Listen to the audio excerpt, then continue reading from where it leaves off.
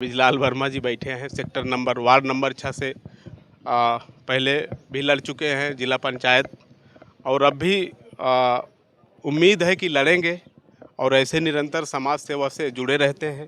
निरंतर समाज सेवा में अपनी प्रथम एक कदम आगे बढ़ा के प्रथम भूमिका निभाते हैं।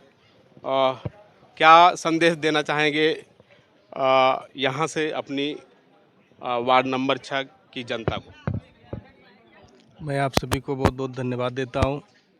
इतनी दूर भी आप लोग 6 नंबर को याद रख रहे हैं और याद करना ही लोगों की तरफ अपना ध्यान आकर्षण करना ही प्रथम दायित्व, चाहे वो राजनीति करने वाले लोगों का हो, चाहे वो मीडिया कर्मी का हो।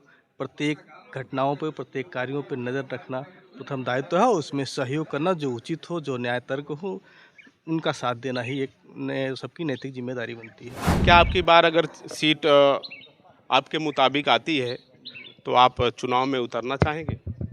ये तो राजनीति है, राजनीति परिस्थितियों की दास होती है। जो परिस्थिति बनेगी सो उस प्रकार से निर्णय लिया जाएगा। अभी तो लगता है कि चुनाव होगा कि टलेगा, ये भी नहीं कन्फर्म है। जब तक कुछ स्पष्ट निर्देशन नहीं जारी हो जाता तब तक कुछ भी कहना बहुत ठीक नहीं रहेगा हमारे हिसाब से। क्या संदेश देना चाहेंगे सेक्टर 6? संदेश यही देना चाहेंगे, हम अपने स्वार्थ के लिए अगर आपका पैर छू सकते हैं तो स्वार्थ के लिए तो आप समझिए नेता लोग क्या कर सकते हैं। तो ऐसे लोगों को बहिष्कार करिए जो लोगों के बीच में रहे, लोगों से मिलता जुलता रहे, आपके हृदय तक पहुंचने का प्रयास करें। आप उसका सम्मान करिए, उसको अपना नेता बनाइए।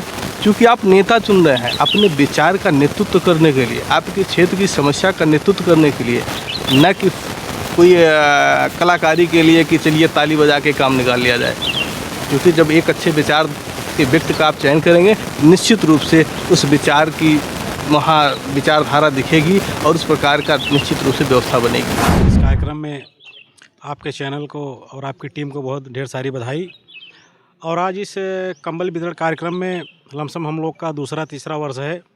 मैं बधाई देना चाहूँगा हमारे संतोष प्रधान जी को कि निरंतर उनके अंदर जो एक सेवा भाव का सोच है, ऐसी सोच समाज में बहुत कम ही लोगों के पास होती है। लोगों के पास पैसा तो बहुत होता है, लेकिन जो सामाजिक सोच, जो गरीबों के प्रति एक विचारधारा होनी चाहिए, ये होनी चाहिए। क्योंकि अपने लिए तो सब जीते हैं, लेकिन अगर दूसरों की तकलीफ़ को समझे, उससे बड़ा दुख दर्द सहने वाला कोई व्यक्ति ऐसा नहीं है। मैं इसके लिए आपके चैनल के माध्यम से संतोष भाई को बहुत बधाई देता हूँ और आपके पूरी टीम को बधाई देना चाहता हूँ। कहना चाहेंगे आपकी पार्टी के विषय पर थोड़ा सा, जैसा कि निरंतर आरक्षण की बात रही, 17 जातियों को लेकर लगातार निरंतर आप लोग अधिकार यात्रा भी जैसे निकालते हैं, तमाम सारे मुद्दों पे लड़ाई भी लड़ते हैं। जहाँ तक क्या मानते हैं, सरकार अगर इस मुद्दों को भाजपा सरकार अगर स्वीकार की या नहीं स्वीकार की तो इसके विषय में आगे आपका क्या वो रहेगा? देखिए, सबसे पहले आपको बता दूं, आरक्षण के बारे में आज के 10 साल पहले हमारे समाज के तमाम नेता तमाम पार्टियों में थे, लेकिन कभी किसी ने आरक्षण की बात को सामने प्रेजेंट किया नहीं। मैं स्वयं अपनी बात रखता हूँ, मैं 5 साल कांग्रेस में राजनीति करके आया, 10 साल मैं सपा में राजनीति किया, लेकिन मुझे लगा कहीं मान सम्मान के और समाज के हक अधिकार की बात कोई करने वाला नहीं है।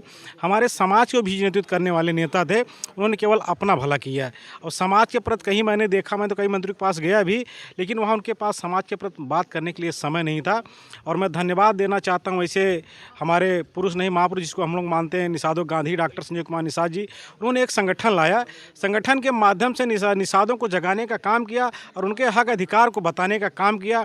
जिन लोगों ने अपने हक अधिकार को भूल गए थे, आज उन्होंने हर चीज़ को लाके समाज के सामने प्रस्तुत करने का काम किया है। आज समाज के लोग इतना जागृत हो गए, उनको ये पता हो गया है कि हमारा भी संविधान में 52 नंबर पेज पे मझवार नाम से हमारा भी आरक्षण अंकित है। लेकिन जिस तरीके से तमाम सरकारों ने हमारे साथ भेदभाव किया, लेकिन मैं धन्यवाद देना चाहूँगा माननीय योगी जी को, जिन्होंने इस चीज़ को माना, आरजीआई ने इस चीज़ को माना कि निषाद समाज आरक्षण का हकदार है या इसका मछुआ समाज का हकदार है, इनको आरक्षण मिलना चाहिए। मैं निषाद पार्टी संगठन जिला अध्यक्ष सुल्तानपुर, रमेश निषाद, पूर्व प्रधान।